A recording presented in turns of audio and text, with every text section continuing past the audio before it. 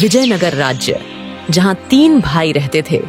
बड़े का नाम करण, मंझला का नाम नंदू और सबसे छोटे भाई का नाम था रामू। पिताजी गुजर चुके हैं। तीनों भाई का विवाह भी हो गया। आज तीनों भाई पिता की संपत्ति का बंटवारा कर रहे हैं। आहा, देखो भाई, मैं सबसे बड़ा हूँ, इसलिए मैं बंटवारे का काम करूंगा। बोलो, तुम लोगों को मंजूर है? हाँ भैया, मुझे तो मंजूर है। आप जो बोलोगे मुझे स्वीकार है।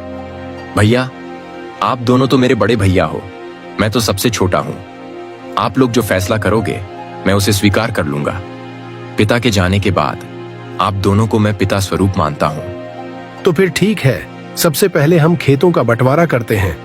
देखो भाई, हमारे पास 2 खेत हैं और एक मेड़ है। हम लोग 3 भाई हैं, इसलिए 2 खेत में से एक मेरा और एक मंझला नंदू का होगा और बचा मेड़ छोटा भाई यानी कि रामू का होगा। अरे वाह, बहुत अच्छा निर्णय है भैया, मुझे मंजूर है। कहो रामू, तुम तो चुप हो गए, क्या तुम्हें मंजूर नहीं? नहीं भैया, आप जो कहेंगे वह मुझे मंजूर है। अच्छा, तो ठीक है। अब बारी आती है हमारे पिताजी द्वारा लगाए गए आम के पेड़ का। चलो, अब आम पेड़ के पास चलते हैं। अब तीनों भाई आम के पेड़ के पास आते हैं। आम के पेड़ में 2 डाली है। दोनों डालियों में आम के फल लदे हुए हैं। देखो भाई, यह है आम का पेड़। अब इसका बंटवारा भी कर लेते हैं। देखो, इसमें 2 डाली है और एक जड़ है। इन 2 डाली में से एक डाली मेरा होगा और एक नंदू का होगा और जड़ रामू का होगा। बहुत अच्छा भैया, ये फैसला भी मुझे मंजूर है। आप लोग तो बड़े हो, मैं तो सबसे छोटा हूँ। मैं भला आप लोगों के बात को कैसे टाल सकता हूँ? मुझे भी मंजूर है भैया। अब तीनों भाई घर के पास आते हैं। अब घर का बंटवारा भी होना है। तो फिर ठीक है, अब बारी आती है इस घर की। इस घर में 4 कमरे हैं और एक छत है। 2 कमरा मेरा होगा और 2 नंदू का, और जो खप्पर का छत बच जाएगा वो रामू का होगा। करण के इस फैसले से रामू बहुत दुखी हो जाता है। फिर भी बड़े भाई का फैसला मानकर वो कुछ नहीं कहता है। इस तरह घर का बंटवारा भी पूरा हो जाता है। अरे भैया, खेत, पेड़ और घर के बाद और एक जरूरी चीज तो आप भूल ही गए। अरे नंदू, वो क्या जरूरी चीज है जो मैं भूल गया हूँ? क्या तुम मुझे याद दिला सकते हो? भैया, पिताजी ने हम तीनों भाइयों के लिए कुछ रुपए पैसे भी तो छोड़ गए हैं। आप उसे कैसे भूल सकते हो? अरे हाँ, याद आया। जरा रुको, मैं अभी लेकर आता हूँ। बड़ा भाई करण घर के अंदर से एक मटका लेकर आता है जिसमें कई सिक्के भरे थे और उनमें से कुछ पुराने जमाने के सिक्के भी थे। देखो भाइयों, इसमें से 2 प्रकार के सिक्के हैं। एक जो अभी वर्तमान में चल रही है, वहीं दूसरा जो हमारे दादा के दादा के दादा जमाने के हैं, यानी कि बहुत पुराने जमाने के सिक्के हैं, जो कि कुछ अजीब धातुओं के साथ बनाया गया है। तो भैया, अब इन सिक्कों का कैसे बंटवारा करोगे आप? तो सुनो, अभी की जमाने में जितने भी सिक्के चल रहे हैं, उन सिक्कों को मैं और मंझला भाई नंदू का होगा, और जो सिक्के बहुत पुराने हैं, जो कि पुराने धातुओं से बनाए गए हैं, वो रामू का होगा। इस तरह दोनों भाई रुपए पैसे को भी ले जाते हैं। देखो रामू, पुराने जमाने की सिक्के में सिर्फ 4 ही सिक्के बचे हुए हैं। तुम चाहे तो इन 4 सिक्कों को ले जा सकते हो। और बहुत ही पुराने जमाने के 4 सिक्के रामू को देते हैं। भैया, आप दोनों तो सारा रुपए पैसे ले लिए। अगर मेरे तकदीर में ये सिर्फ 4 रुपए ही लिखा है तो मैं उसे स्वीकार करता हूँ। रामू अपने हिस्से के 4 सिक्कों को लेकर घर के अंदर जा ही रहा था कि तभी बड़ा भाई रोक कर कहता है, अरे रामू, तू पगला गया है क्या? तूने सुना नहीं, बंटवारा हो गया है। अब इस घर में हम रहेंगे। तुम्हारा हिस्सा तो छत में है, तुमको तो बंटवारा छत में दिया गया है। अब तुम उस खपर छत में जाकर रह सकते हो। इस घर के अंदर अब तुम नहीं रह सकते। अब ये घर हम दोनों का हुआ। भैया, आप ये कैसी बात कर रहे हो? मैं कहाँ जाऊंगा? मेरा तो अभी अभी शादी हुआ है।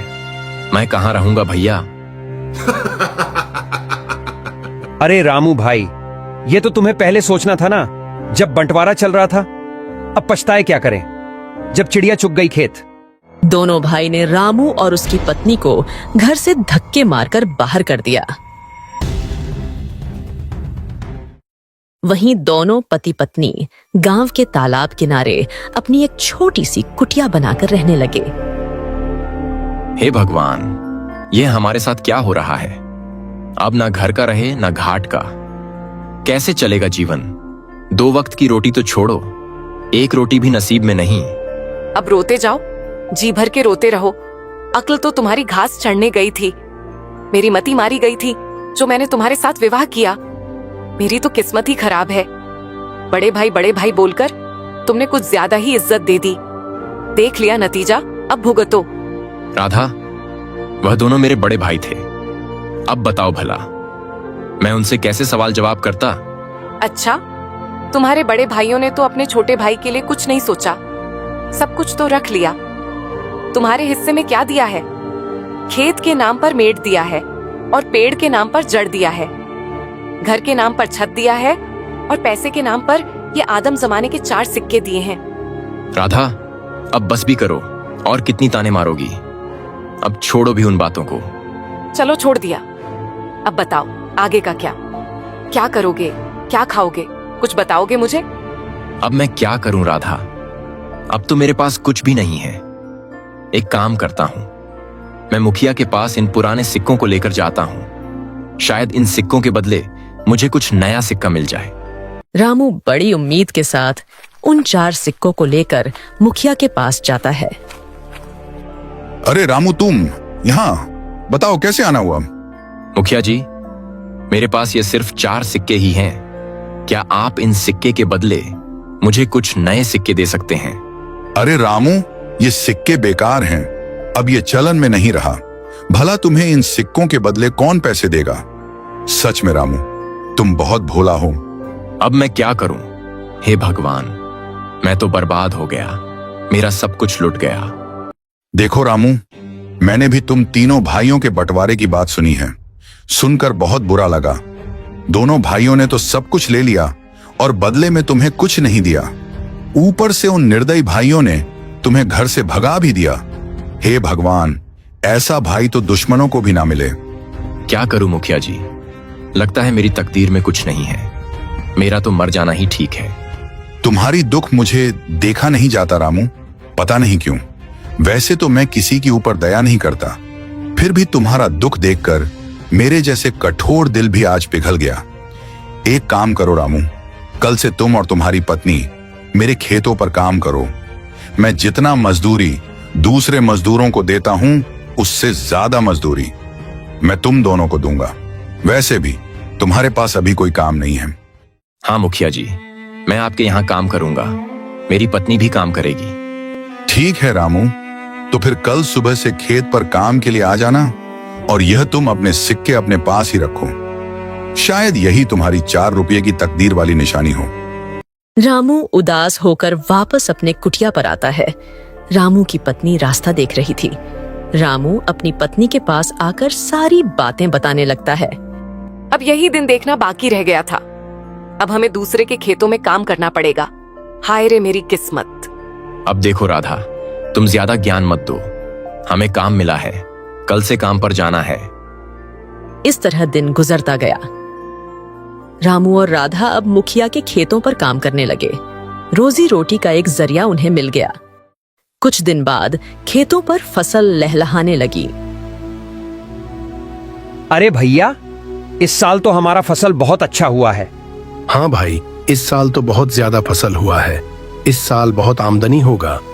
अब चलो भैया, अब घर चलते हैं। कल सुबह फिर आएंगे। अरे राधा, देखो सुबह से दोपहर हो गया है। खाने का वक्त आ गया है। चलो कुछ खा लेते हैं। वैसे आज खाने में क्या है राधा? घर में जो भी था रूखी सूखी सब ले आई हूँ, जाकर ठूसो। थके हारे रामू और राधा दोनों खेत के एक किनारे में बैठकर खाना खाने लगते हैं।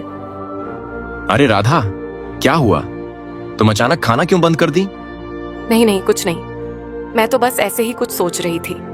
क्यों राधा, क्या हुआ बताओ भी। देखो ना, हम कितना काम करते हैं। सुबह से लेकर शाम तक ऐसा कब तक चलेगा? क्या तुम्हें नहीं लगता कि हमारा कोई संतान भी हो जो बुढ़ापे में हमारा सहारा हो? हाँ राधा, बार बार मैं भी यही सोचता हूं, पर क्या करें, ये सब हमारे हाथ में नहीं, ये तो ऊपर वालों के हाथ में है। पता नहीं किस जन्म की सजा भुगत रही हूँ। भगवान ने तो हमसे मुंह मोड़ लिया है। बेघर होकर हम भटक रहे हैं। हमारे भाग्य में कुछ नहीं, ना कोई संतान, ना कोई जमीन जायदाद। हाँ राधा, अब तो भगवान पर भी भरोसा उठने लगा है। रामू और राधा दोनों बातें कर ही रहे थे कि तभी वहां अचानक एक चिड़िया आकर बैठ जाती है। अरे ये देखो तो, ये तो एक चिड़िया है, हमारे पास ही आकर बैठ गई। लगता है इसे भूख लगी है। हमें इसे कुछ खाने को देना चाहिए। हाँ राधा, तुम इसे कुछ खिला दो, शायद भूख के मारे यहाँ आ गया होगा। राधा उस चिड़िया को कुछ चावल देती है। चिड़िया कुछ देर राधा को देखती रहती है, फिर चिड़िया उस चावल को खाकर उड़ जाती है। अब चलो राधा, घर चलते हैं, शाम भी हो रहा है। रामू और राधा दोनों खेतों पर काम करने के बाद अपने कुटिया पर चले जाते हैं। सुनिए रामू जी, ये फावड़ा उठाओ और मेरे साथ चलो। पर कहाँ? तुम फावड़ा लेकर कहाँ जाने की बातें कर रही हो? ज्यादा सवाल जवाब नहीं, मेरे साथ चलो। आज कुछ जरूरी काम करनी है। क्या? कोई जरूरी काम?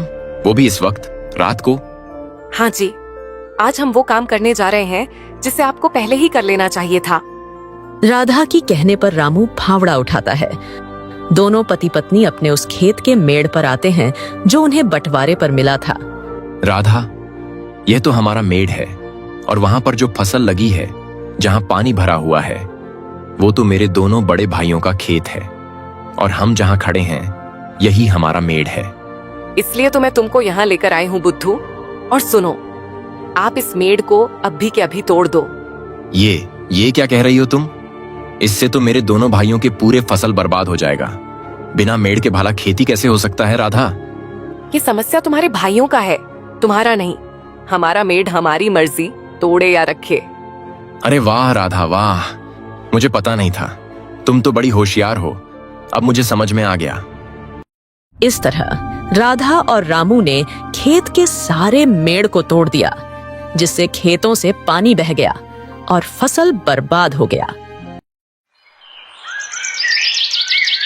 अगली सुबह जब दोनों भाई खेत पर पहुंचते हैं। हे भगवान, ये क्या हो गया? हमारे सभी फसल तो बर्बाद हो गया। कितनी अच्छी फसल लगी थी। सोचा था इस साल सोने के गहने लूंगा, पर सपना सपना ही रह गया। अरे भाई, हम दोनों तो बर्बाद हो गए रे। कितनी अच्छी फसल लगी थी, अब बिना पानी से सब सूख गया। भला अब फसल कैसे होगी? अरे भैया, वो देखो, खेत का मेड़ को किसी ने तोड़ दिया है। जब मेड़ ही नहीं है तो खेत में पानी कहां रहेगा, और हम सिंचाई कैसे करेंगे? जरूर ये काम रामू का होगा, जरूर उसने होशियारी की होगी। करण और नंदू दोनों रोते हुए घर को आते हैं। घर आकर अपनी पत्नियों को सारी कहानी बताने लगते हैं। अरे ये क्या हो गया? देखो जी, मेरी बात सुनो। अगर फसल बर्बाद हो गया है तो कोई बात नहीं, हमारा आम का पेड़ तो है। हाँ, तुमने बिल्कुल सही कहा, पर अभी आम पकने को कम से कम 12 से 15 दिन और लगेगा। हाँ भैया, जब आम पक जाएंगे तो हम उसे बाजार ले जाकर अच्छे पैसे कमा सकते हैं। हाँ नंदू, तुम बिल्कुल ठीक कह रहे हो। अब यही एक रास्ता बचा है, वरना हम सब भूखे मर जाएंगे। अरे राधा, तुम तो कमाल कर दिया, मेड़ तोड़ दिया। जैसी करनी वैसी भरनी, ये उन्हीं के कर्मों का फल है। सुनो जी, आज रात हमें एक और काम करना है। इस बार क्या करना है राधा? अरे बुद्धू, तुम अब देखते जाओ, वो तुम्हें शाम होने के बाद ही बताऊंगी। जैसे ही शाम हुआ, राधा और रामू दोनों कुल्हाड़ी लेकर उस आम के पेड़ के नीचे पहुंच जाते हैं जो उन्हें बंटवारे पर मिला था। सुनो जी, क्या यही वो आम का पेड़ है? हाँ राधा, यही तो बंटवारे वाला आम का पेड़ है। एक डाल पर बड़े भैया और एक डाल पर मंझला भैया का अधिकार है। तो फिर हमारा हिस्सा कौन सा है? अरे राधा, मैंने तो पहले ही तुम्हें बता दिया था कि हमारा हिस्सा सिर्फ जड़ है, इसके अलावा और कुछ भी नहीं। तो फिर ठीक है, इस पेड़ का जड़ तो हमारा है, इसीलिए इस जड़ को रखें या काटे, हमारी अपनी मर्जी। दोनों पति पत्नी आम के पेड़ को काट देते हैं। आम का पेड़ नीचे जमीन पर गिर जाता है। एक जोरदार आवाज होता है। करण और नंदू दौड़कर पेड़ के पास आते हैं। रामू और राधा को दोनों भाई पकड़ लेते हैं। अच्छा, तो तू है रामू, तू हमसे बदला ले रहा है। आज तो तेरा खैर नहीं, तुझे तो इसकी सजा जरूर मिलेगी। अरे रुको भैया, हम इन दोनों को राजा के पास ले चलते हैं और इनको कौड़े की मार वाला सजा दिलवाते हैं। हाँ, बिल्कुल ठीक कहा नंदू तुमने। रामू और राधा को दोनों भाई रात भर कमरे में बांध कर रखते हैं। सुबह होते ही राजा के पास दोनों को लेकर पहुंच जाते हैं। राजा के पास जाकर दोनों भाई ने बताया कि रामू और उसकी पत्नी ने अपराध किया है। अच्छा, तो ये बात है। देखो करण और नंदू, मैंने तुम दोनों की बातें सुन ली हैं। तुम्हारा कहना है कि तुम्हारा छोटा भाई रामू तुम्हारा फसल को नुकसान कर दिया, खेत के मेड़ को तोड़कर, और अब फल का नुकसान कर दिया, पेड़ के जड़ को काटकर। कहो रामू, क्या यह सच है? तुमने ऐसा क्यों किया? महाराज, मैंने कुछ गलत नहीं किया है। खेतों की बंटवारे करते हुए मेरे दोनों भाइयों ने सभी खेत अपना नाम कर लिया और सिर्फ मेढ़ मुझे दिया।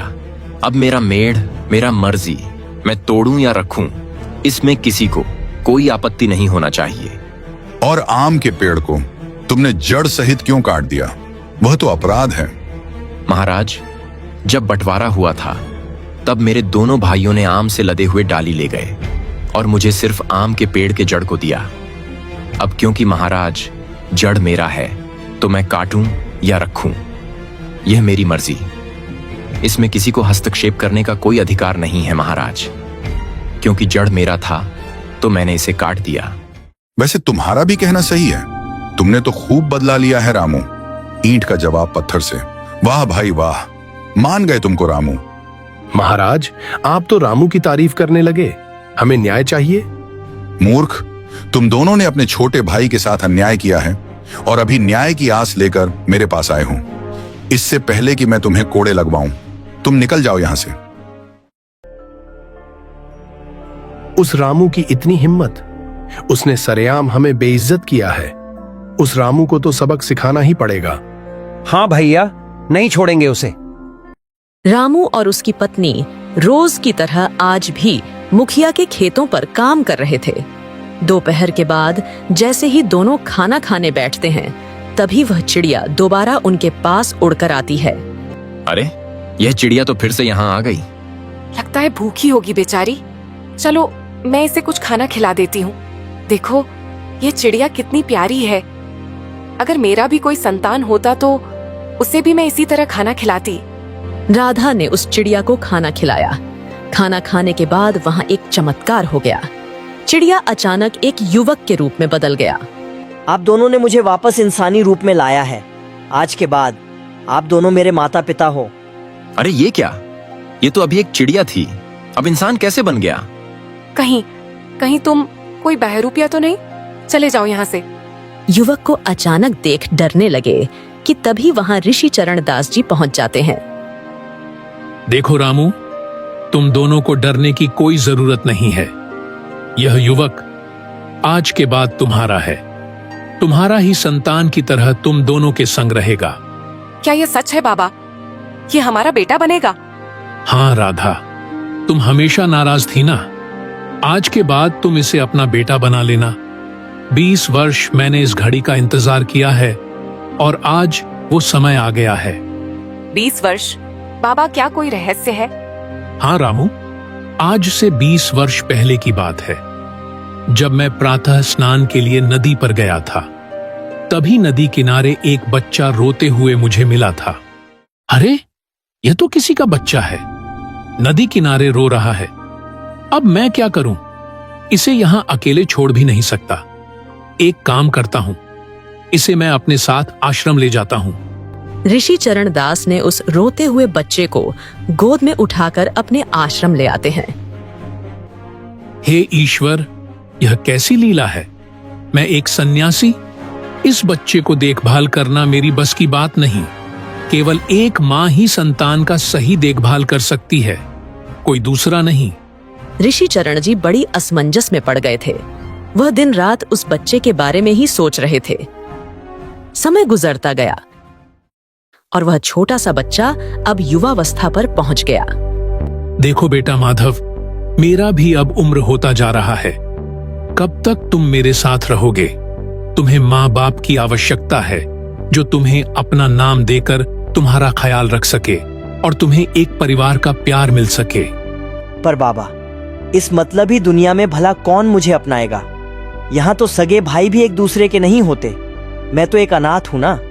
नहीं रे माधव, इस दुनिया में भले लोगों की कमी नहीं है, बुराई के बीच अच्छाई भी है, झूठ के अंधकार में सच की ज्योति भी है। आप कहना क्या चाहते हैं? मैं कुछ समझा नहीं। ऋषि चरणदास जी माधव के भविष्य को लेकर दुविधा में फंस गए थे कि उनके बाद माधव का क्या होगा, वह कहाँ जाएगा। तभी उनके मन में ख्याल आता है, हे परमपिता, मुझे माफ करना। मैं अपने मंत्रों के बल से माधव को एक पक्षी का रूप दे रहा हूं, जिससे कि वह एक सही माता पिता की तलाश कर सके। भविष्य में यह पक्षी जब किसी योग्य निसंतान दंपति के संपर्क में आएगा, उसी दिन यह मूल रूप में वापस आएगा। उसके बाद वही दंपति इस बच्चे के माता पिता होंगे। इस तरह ऋषि चरणदास माधव को एक पक्षी के रूप में बदल देते हैं।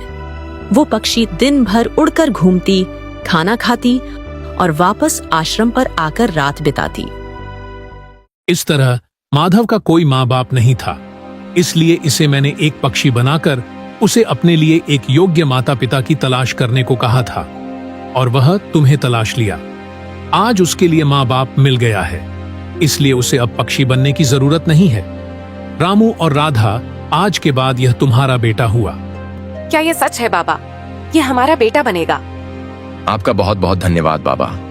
आपने हमारे निसंतान के वर्षों के दुख को आज दूर कर दिया है। इसके बाद ऋषि चरणदास जी वहीं से वापस अपने आश्रम की ओर चले जाते हैं। वहीं दूसरी ओर रामू और राधा माधव को लेकर अपने घर आ जाते हैं। रामू और राधा माधव को पाकर बहुत खुश थे, लेकिन एक दिन क्या बात है पिताजी? मैं पिछले कुछ दिनों से देख रहा हूँ, आप चिंतित लग रहे हैं। अरे कुछ नहीं बेटा, मैं तो बस ऐसे ही अपने आप में खो गया था। नहीं पिताजी, मैं समझ सकता हूँ आप चिंतित हैं। आप मुझे बताइए, मैं आपकी क्या सेवा कर सकता हूँ? माधव जिद करने लगा। रामू खुद को रोक नहीं सका। उसने सारी बात माधव को बताया कि किस तरह उसके दोनों भाई ने उसके साथ भेदभाव किया और घर से बाहर निकाल दिया है। अब आपको चिंता करने की आवश्यकता नहीं है पिताजी। आज के बाद मैं ही सारा काम करूंगा, आप आराम कीजिएगा। पिताजी, मैं जरा अपने चाचाओं से मिलकर आता हूँ, तब तक आप अपना ख्याल रखिएगा। नहीं बेटा नहीं, वहां मत जाओ, वो लोग अच्छे नहीं हैं। पिताजी, अब आप देखते जाइए, आपका यह माधव अब कैसे अपने चाचाओं को चक्की पिसवाता है। पिता के मना करने के बाद भी माधव अपने साथ एक कुल्हाड़ी लेकर करण के घर पहुंच जाता है। अरे कौन हो तुम और यहाँ क्या लेने आए हो? चाचा जी नमस्ते। आपने मुझे पहचाना नहीं, मेरा नाम माधव है। मेरे पिताजी रामू ने मुझे आपके पास भेजा है। क्या रामू का बेटा? अरे रातों रात रामू का बेटा कहाँ से टपक गया? अरे पागल, ये क्या मजाक है? रामू के पास तो कोई संतान नहीं है, तुम जरूर कोई चालबाज हो। नंदू, मुझे लगता है ये रामू का कोई नया चाल है, हमें सावधानी से काम करना होगा। अच्छा चलो, अच्छा ठीक है, बताओ तुम यहाँ क्या करने आए हो? जाओ अपने बाप के पास। चाचा जी, मैं अपना छत लेने आया हूँ, जो आपने अपने कमरे के ऊपर लगा रखा है। अरे तू पागल हो गया है क्या? कहाँ है तेरा छत? अरे चाचा जी, लगता है आप भूल गए। आप लोगों ने पिताजी को बंटवारे में जो छत दिया था ना, और कमरे जो आप लोगों ने रखे थे, अब मैं उसी घर का छत को लेने आया हूँ। अरे अब यह क्या नया नाटक है? अगर तू ये छत ले जाएगा तो फिर हमारा कमरा किस काम का होगा? सुन बे लड़के, तू ये छत नहीं तोड़ सकता, अंजाम बहुत बुरा होगा। मैं तो बस मेरा काम करने आया हूँ, आप लोग मेरे काम में दखल क्यों दे रहे हो? इतना कहकर माधव घर के ऊपर चढ़ जाता है और छत को तोड़ देता है। छत टूटने के बाद घबराकर दोनों भाई राजा के पास शिकायत करने पहुंच जाते हैं। अरे करण और नंदू, तुम दोनों फिर से वापस आ गए, बताओ अब क्या हुआ?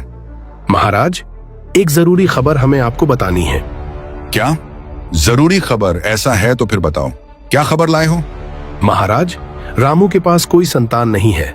अचानक रातों रात उसका संतान पैदा हो गया और वो भी करीब 20 साल का लड़का।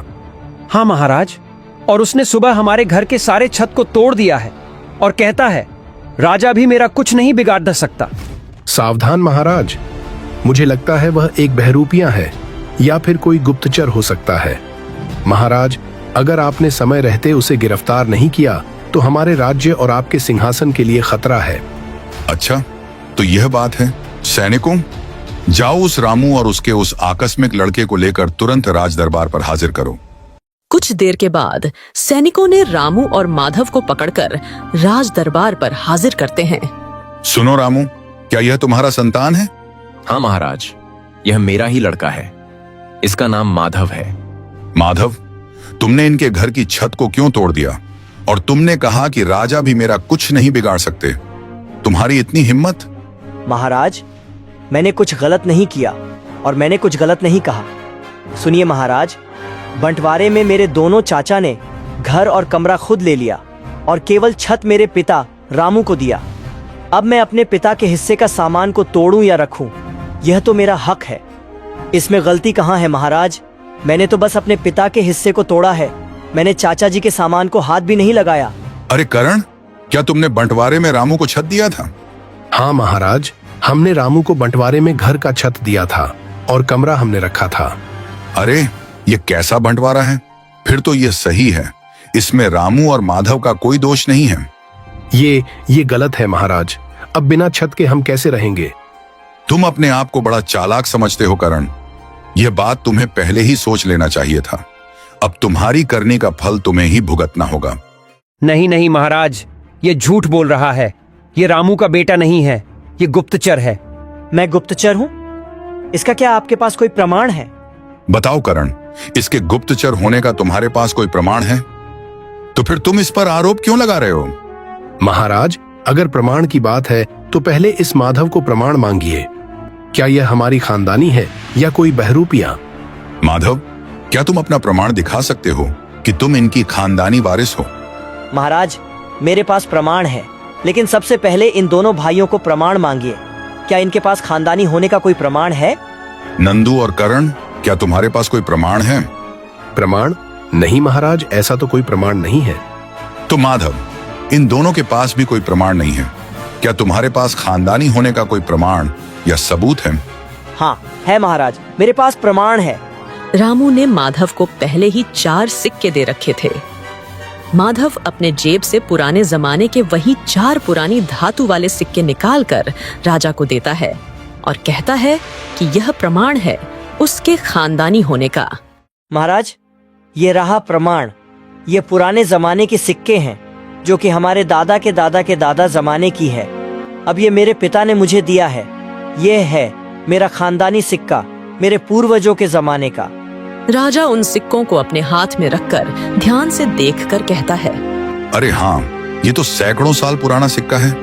उस समय तो मेरे पिताजी भी राजा नहीं थे, बल्कि मेरे भी दादा के जमाने के उसी समय का यह सिक्का है। इसकी बनावट और इसके धातु बिल्कुल अलग हैं। आज के जमाने में यह सिक्का करोड़ों रुपए का है। इसका मतलब यह साबित हो जाता है कि तुम ही असली खानदानी हो। अरे बेवकूफ, ये हमने क्या कर दिया? जिस सिक्का को हम खोटा समझ रहे थे, देखो आज वो सिक्का ने साबित कर दिया कि वो खानदानी है। हाँ भैया, और राजा बता रहे हैं कि वह अनमोल है, करोड़ों रुपयों के हैं। यह हमसे बहुत बड़ी गलती हो गई। अरे तुम दोनों आपस में क्या फुसफुसा रहे हो? नहीं महाराज, हम तो बस ऐसे ही आपस में बात कर रहे थे। यह माधव रामू का ही बेटा है, वह खानदानी है, जबकि तुम्हारे पास कोई प्रमाण नहीं है। और उसने छत इसलिए तोड़ा क्योंकि तुम लोगों ने रामू को बंटवारे में छत देकर ठग दिया था, क्योंकि वह उनका छत है। चाहे वह तोड़े या रखें, उस पर हम उंगली नहीं कर सकते। और सुनो करण और नंदू, तुम दोनों ने मेरा और इस राज दरबार का समय खराब किया है। तुम दोनों ने अपने छोटे भाई के ऊपर अन्याय किया है। तुम दोनों को सजा तो मिलकर ही रहेगी। हमें माफ कर दीजिए महाराज, आज के बाद हम दोबारा ऐसा गलती नहीं करेंगे। माफी नहीं, गलती की सजा मिलती है। सैनिकों, मैं यह आदेश देता हूं कि कर्ण, नंदू और रामू के खेतों का बराबर बराबर बंटवारा होगा। साथ ही घर भी बराबर हिस्से में बांटी जाएगी। इसके अलावा रामू ने जो संघर्ष किया है और उसने जो कड़ी मेहनत करके जिंदगी गुजारी है, उसके इस धैर्य और साहस को हम प्रणाम करते हैं और हम ये आदेश देते हैं कि रामू और माधव को हमारे राजघराने की ओर से 5 एकड़ जमीन उपहार में दिया जाए, जिससे कि वह अपनी खेती बाड़ी करके आगे बढ़ सके। साथ ही इन दोनों दुष्ट भाइयों को कारावास में बंद किया जाए। इन दोनों की यही सजा है। जी महाराज, आपकी जैसी आज्ञा। और सुनो सैनिकों, हमारे इस राज्य में एक होनहार सलाहकार की आवश्यकता थी जो बल और बुद्धि से निपुण हो, पर उस तरह की योग्य पुरुष हमें आज तक नहीं मिल रहा था। लेकिन रामू के पुत्र माधव के पास वह योग्यता है, इसलिए आज के बाद हम इस राज्य का मुख्य सलाहकार माधव को बनाने की घोषणा करते हैं। इस तरह देखते ही देखते रामू की जिंदगी में एक बड़ा बदलाव हुआ। चारों दिशा से खुशियां ही खुशियां मिल रही थीं। पिता की संपत्ति का समान अधिकार मिला, राजघराने से 5 एकड़ जमीन उपहार में मिला और बेटे माधव को राजघराने में मुख्य सलाहकार का पद प्राप्त हुआ। देखा भाग्यवान, तुम हमेशा किस्मत को दोषी बना रही थी ना। देखो आज क्या हुआ, हमारे पास जमीन नहीं था, हमें जमीन मिल गया, वह भी पूरे 5 एकड़। हमारा कोई संतान नहीं था, ऊपर वाले की दया से हमें संतान मिल गया। इस राज्य में हमारा कोई सम्मान नहीं था। आज देखो, राधा राजघराने में हमें इतना बड़ा सम्मान का पद मिला है कि हमारा संतान को मुख्य सलाहकार का पद मिला है, यानी कि माधव को मुख्य सलाहकार बनाया गया है। और हमारा पुराना सिक्का जो कभी हम बेकार समझ रहे थे, वो सिक्का तो करोड़ों का निकला, राधा करोड़ों का। मुझे माफ कर दीजिए, ना जाने मेरे मुंह में जो आया वही बोल दिया। लेकिन यह बात सच है कि समय के आगे किसी की नहीं चलती। समय राजा को रंग तो रंग को राजा बना देती है। इसीलिए हमेशा समय के साथ चलना चाहिए। हाँ राधा, और हमेशा एकजुट होकर इंसानों को साथ में चलना चाहिए। बिना पक्षपात के सबको एक जैसा और समान अधिकार मिलना चाहिए। और खोटा सिक्का करोड़ों का निकला। यही है मेहनत, धैर्य और साहस का फल, जो तुरंत नहीं मिलता, लेकिन जब भी मिलता है छप्पर फाड़ के मिलता है।